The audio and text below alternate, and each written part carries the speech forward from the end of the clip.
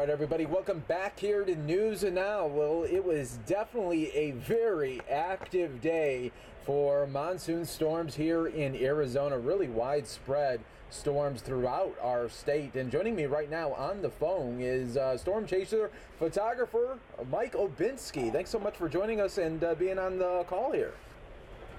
Absolutely. Thanks for having me. Yeah, no problem. Mike, so start off with how your day started and where it progressed to. I mean, you were pretty much all over the state.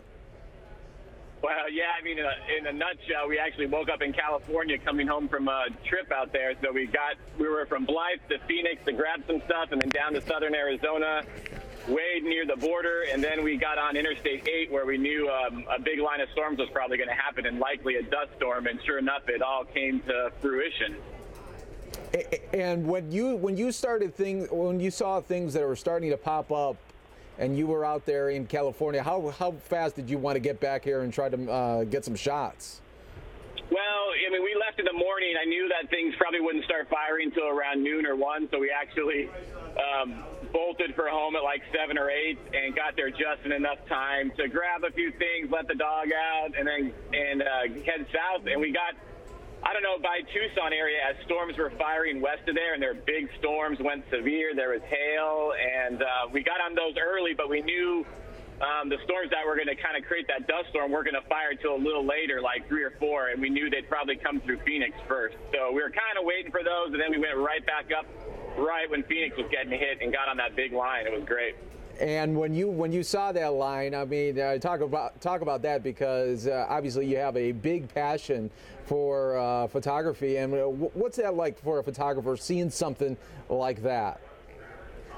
Well, I mean, you put so much work and effort into driving and trying to forecast and figure out where things are. So once we were behind the line at first. We were just behind it. So we were in pouring rain with dust in front of us, and we punched through it, and we get to this overpass we really liked. And we turn around, and there's this big wall of dust coming, and there's like a shelf cloud over it, and you kind of just start running around like crazy. You get excited, you're photographing it, you're kind of hooting and hollering, especially later in the night when we got closer to Yuma. I mean, it was about a 150-mile dust storm chase yesterday, and once we got closer to Yuma, the thing really started looking incredible, and that's when like all the giddiness and high-fiving your buddies comes out. It was wonderful. Yeah, and I can only imagine what the adrenaline must be like once you finally, when you put in the work there, you put in the driving, and then you actually see this huge wall of dust there. I mean, the adrenaline must be like going through the roof. Oh yeah, I mean, it was so fun yesterday. I mean, you got some storm chasers from out of state. We got our local buddies, and we were in front of this dust storm, and the dust storm was so bad that there was no cars coming through it. It was just us on the road, all leapfrogging each other. So we're on the interstate, we're pulling over, we're getting shots, we're like doing videos of each other, like experiencing it and high-fiving, and then just getting the photos and stuff. The dust storm yesterday, it was probably like the top 2 I've ever chased in Arizona, besides the big one in 2011 on July 5th. This one, went on for hours and hours, and then finally, like, the sun was setting and it lit it up with colors. I mean, we really couldn't have asked for much better. I mean, it couldn't have been more perfect to be able to follow an interstate the entire duration of this dust storm. I mean, it was it couldn't have been more perfect. We were on cloud 9. Oh, sure, I could only imagine. And then you mentioned the big mammoth wall that happened in 2011. Talk about how that storm and that storm coverage for you really brought you really national exposure. Well, yeah, I mean, I had kind of started chasing a year or 2 before that, but that's when I first started wanting the time-lapse stuff, so that was one of my 3rd ever time-lapses, and little did I know it was going to be like a historic dust storm that we probably will never see again, especially, over downtown Phoenix. And I posted that and hoped it would get on the Weather Channel, and it, not only on the Weather Channel, but every national news, primetime news, and it went around the world, and it was getting licensed by people, and I never expected that. So that really did kind of put my name out there, but that kind of confirmed what I. Oh, absolutely. Yeah. I mean, that 2011 storm there and that time lapse that you showed, it was just incredible footage there. And yeah. I can just only imagine what that must have been like for you and so many others in the storm chasing community. And talk about maybe what is the storm chasing community out like here in Arizona? It's obviously a smaller group. There's a huge storm chasing community out in the Central Plains that go after tornadoes and supercells. But there's a tight-knit group here, and a lot of us are really good friends and hang out a lot and help each other. And so yesterday, we were all kind of excited for each other to be on the same storm and getting all these photos. And we're all, a lot of us weren't even asleep till 3 or 4 in the morning. We're chit-chatting about it. We're sharing photos today and just talking about how amazing it was, and especially after an event like that.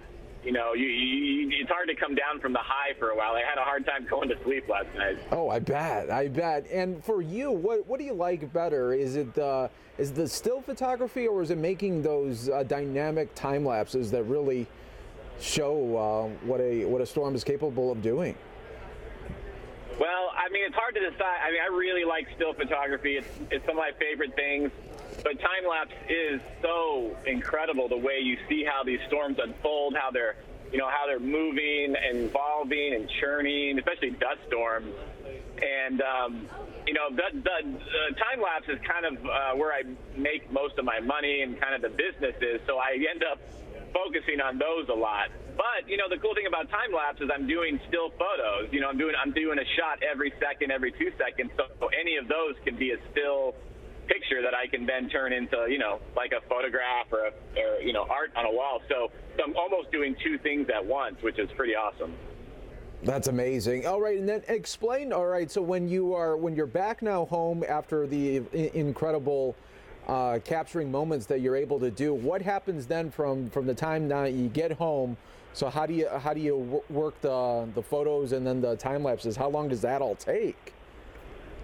Well, I didn't even get to the time lapses, really. Those take me a while. They're very high resolution. They take hours to render, and I must have shot, 10 or 12 different time lapse clips of dust storms yesterday all along that freeway for 3 hours. So I had so much stuff to render that I couldn't even get to it. But I did a lot of video with my phone and with my handy cam. My daughter was doing some of it too, and so, we posted those online, posted some still photos. But honestly, storms don't stop storming while you're home sitting, and I'm already back on the road headed down towards the Casa Grande area for storms rolling up towards Phoenix right now. So as much as I was actually hoping to take a nap today and relax tonight, it's not going to happen. So I'm already back on the road. All right. So you're back at it, hoping for another round of some great stuff. And now from your vantage point, do you think that we could see another dose today?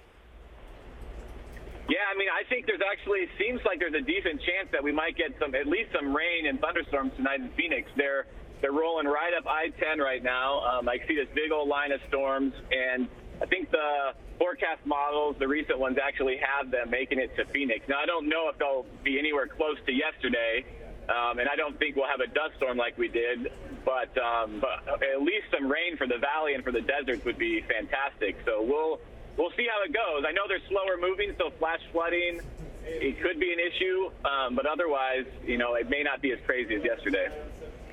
Well, Mike, thanks so much for sharing your insight and your passion with us, and be safe there out on the roadways, and have some fun once again today.